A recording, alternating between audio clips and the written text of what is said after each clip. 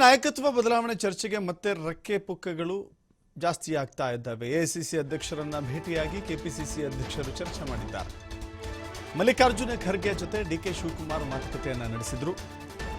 ಬೆಂಗಳೂರಿನ ಸದಾಶಿವನಗರದಲ್ಲಿರುವ ಖರ್ಗೆ ನಿವಾಸಕ್ಕೆ ಭೇಟಿ ಕೊಟ್ಟಿದ್ರು ಡಿಕೆ ಶಿವಕುಮಾರ್. ಸುಮಾರು 40 ನಿಮಿಷಗಳ ಕಾಲ ಖರ್ಗೆ ಜೊತೆ ಡಿಕೆಶಿ ಚರ್ಚೆ ಮಾಡಿದ್ದಾರೆ. ಸೋನಿಯಾ ರಾಹುಲ್ ಭೇಟಿ ಮಾಡಿಸುವಂತೆ ಒತ್ತಡವನ್ನು ಹಾಕಿದ್ದಾರೆ. ಎಐಸಿಸಿ ಅಧ್ಯಕ್ಷ ಮಲ್ಲಿಕಾರ್ಜುನ ಖರ್ಗೆ ಮೇಲೆ ಡಿಕೆಶಿ ಒತ್ತಡವನ್ನು ಹೇರಿದ್ದಾರೆ. ಸಂಕ್ರಾಂತಿ ನಂತರ ದೆಹಲಿಗೆ ಬರ್ತೀನಿ ಅಂತ ಹೇಳಿ ಡಿಕೆ ಶಿವಕುಮಾರ್ ಹೇಳಿದ್ದಾರೆ. ಈಗ ಭೇಟಿ ಮಾಡೋದು ಕಷ್ಟವಾಗಬಹುದು, ಯಾವುದಕ್ಕೂ ನೋಡೋಣ ಅಂತ ಹೇಳಿ ಎಐಸಿಸಿ ಅಧ್ಯಕ್ಷರು ಹೇಳಿದ್ದಾರೆ.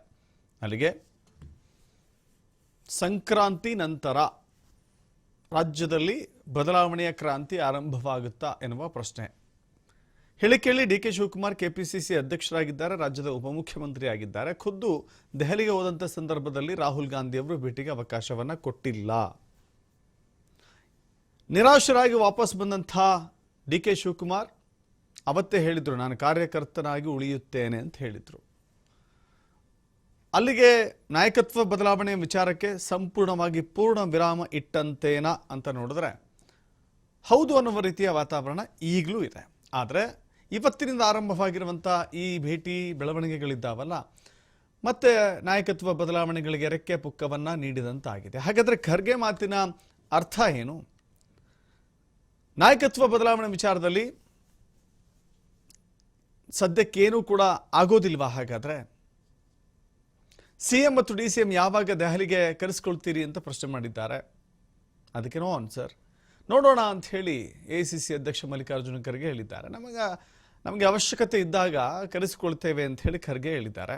ಕಾಂಗ್ರೆಸ್ ವರಿಷ್ಠರ ಹೇಳಿಕೆ ಇಂದಿನ ಲೆಕ್ಕಾಚಾರಗಳೇ ಬೇರೆ ಬೇರೆ ರೀತಿ ಕಾಣಿಸ್ತಾ ಇದೆ. ಈಗ ನಾಯಕತ್ವದ ಬದಲಾವಣೆಯ ಪ್ರಶ್ನೆ ಇಲ್ಲ ಅನ್ನುವ ರೀತಿಯಲ್ಲಿದೆ.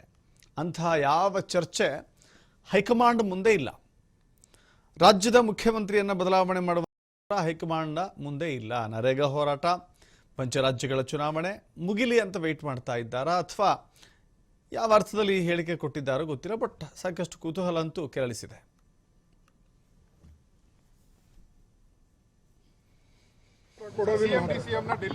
ಸ್ವಲ್ಪ ಕೇಳಿ ಅವ್ರೇನು ಉತ್ತರ ಕೊಡೋದಿಲ್ಲ.